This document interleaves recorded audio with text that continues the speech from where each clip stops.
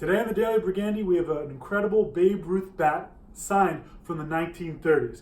Now, this is a store model bat. We showed you a game used bat in a few episodes ago. So this is a store model. It's autographed right here on the barrel. It's a store model, like I said. So you have the logo here, the Louisville Slugger H&B, then the autograph here, and then you have the trademark with the facsimile engraved signature. So what they did with this bat, because it had a gloss finish, they sanded down the area in between the logos here, and that's where Babe Ruth signed his name. It's a nice signature, it's large, it blends really well with the bat. As you can imagine, when they sanded it, it was probably a lot of contrast, but since then it has great eye appeal now. Just a nice, cool, evenly toned bat here. I'll flip it around here. So in the 1930s, if you wanted to buy a baseball bat, if you were a kid or an adult or anybody, you probably wanted to buy a Babe Ruth model bat. It was the biggest name in sports at the time.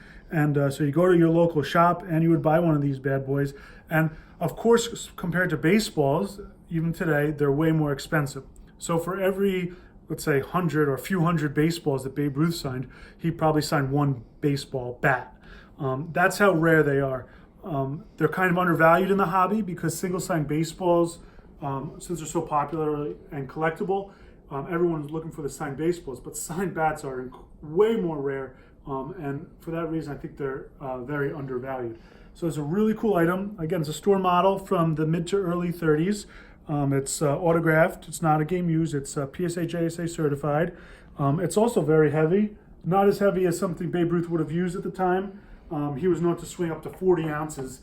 So this is 35 inches long, and we put it on this scale, and it actually weighed, I think, almost 37, 38 ounces.